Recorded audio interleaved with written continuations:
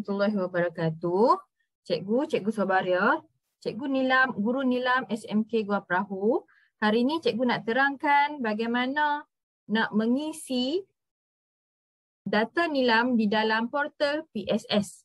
Okey, pertama sekali sila layari laman web http://tiny.cc/pss/smkgp.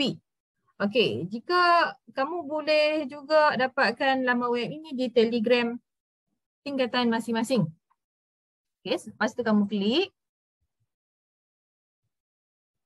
Okey, selepas selesai klik laman web tersebut, kamu akan dibawa ke portal PSS. Okey, ini adalah portal PSS. Dalam ni kamu boleh tengok pelbagai sumber pendidikan online. Okey, di sini ada juga rak buku maya. Ada akhbar online. Okey. Apa yang kamu kena buat adalah kamu perlu merekodkan Nilam. Okey, untuk hari ini cikgu nak terangkan bagaimana nak merekodkan Nilam di dalam portal PSS. Okey, yang pertama sekali adalah klik Nilam. Okey, klik Nilam. Pergi ke bahagian nama murid atau guru. Okey, dan klik nama yang dicari. Contohnya, kita klik Ain, katalah nama kamu Ain. Okey, kamu klik di sini, kamu tekan only.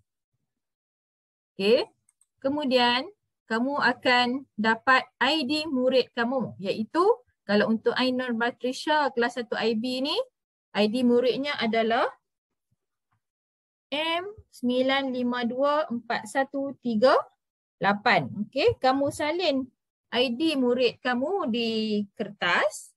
Kemudian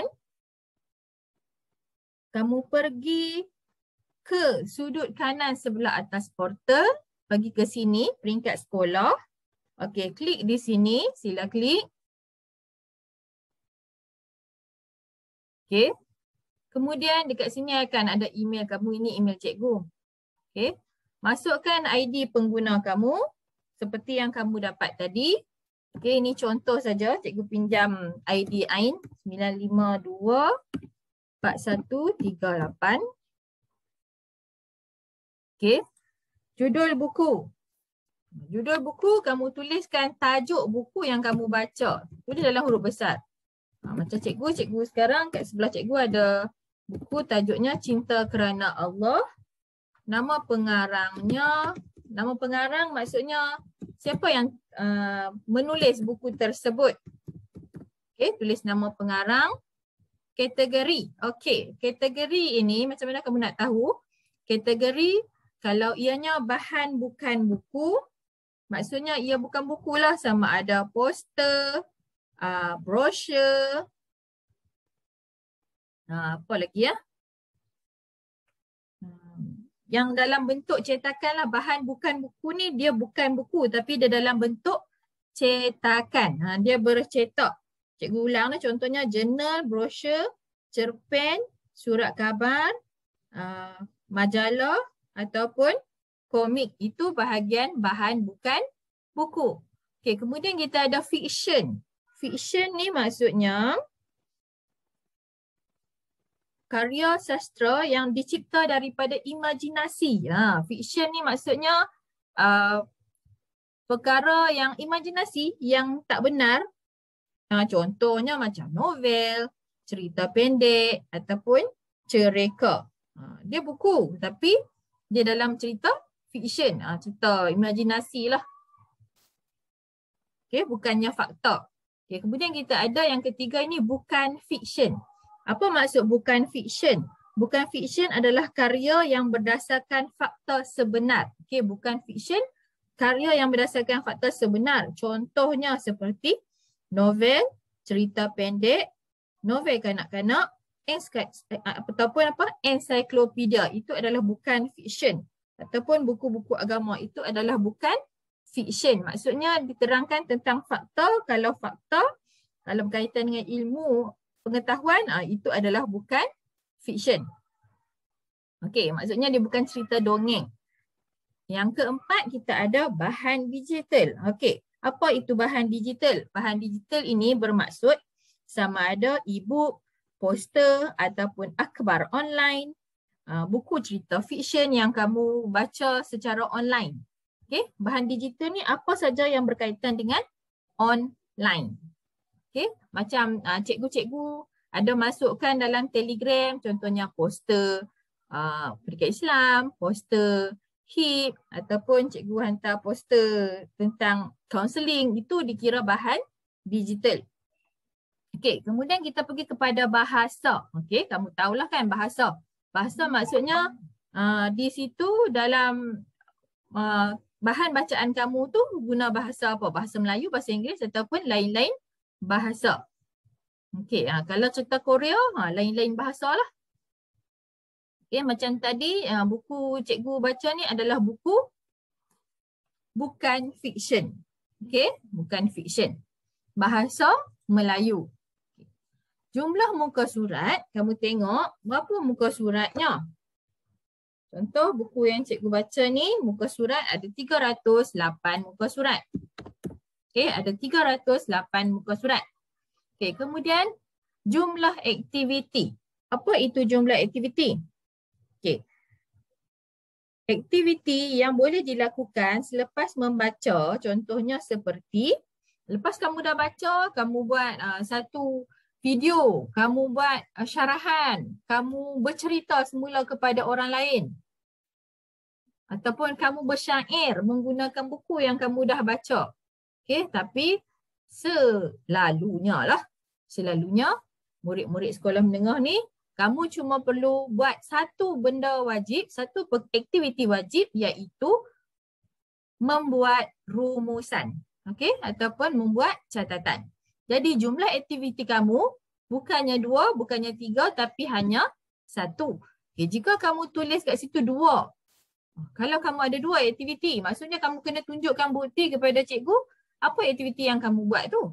Sama ada kamu bersyair ataupun kamu bercerita. Okay, kena ada aktiviti. Dan jika kamu bubuh 1, bermaksud cikgu tahu bahawa aktiviti yang kamu lakukan adalah kamu membuat rumusan. Okey, kemudian bahagian ulasan, catatan, nilai murni ni wajib tulis. Jangan tulis tiada. Kamu kena tulis buku yang kamu baca ataupun bahan bacaan yang kamu baca itu tentang apa. Okey. Macam buku yang cikgu baca ni berkaitan dengan cinta kerana Allah. Okey, cikgu buatlah ulasan. Cinta kerana cinta antara manusia tidak boleh berpisah daripada cinta Allah. Contoh beginilah dia punya ulasan. Okey. Kamu boleh tulis panjang ulasan dia. Sekurang-kurangnya 3 ayat. Cikgu nak kamu tulis ulasan sekurang-kurangnya 3 ayat. Okey. Dah siap, kamu boleh submit. Tekan submit di sini. Okey, cikgu tak tekanlah sebab cikgu guna idea orang lain ni.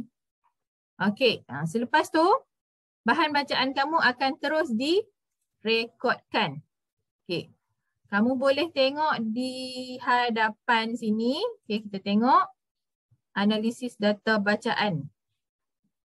Dekat sini kamu boleh tengoklah apa yang kawan-kawan lain yang dah baca.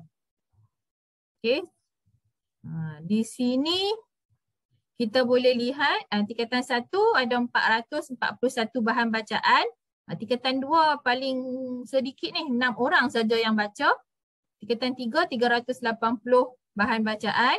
Tingkatan 4, 502 bahan bacaan. Paling terbaik adalah, yang terbaik sekali adalah tingkatan 5, 2869 bahan bacaan.